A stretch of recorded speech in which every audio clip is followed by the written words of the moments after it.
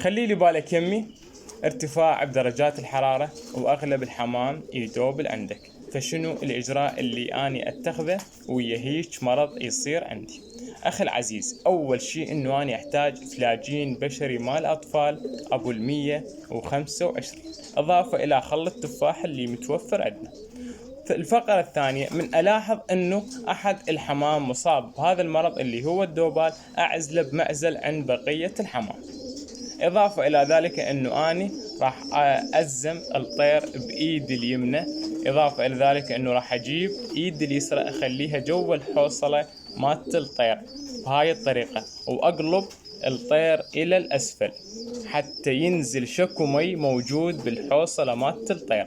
من شفت أنه الحوصلة فرغت ما بقى بها مي، أخلي الطير يرتاح فد ربع ساعة أو 10 دقائق، وبعد ذلك أجيب سيسي أو سيسيين من الفلاجين اللي أني جبته وأنطي للحمام.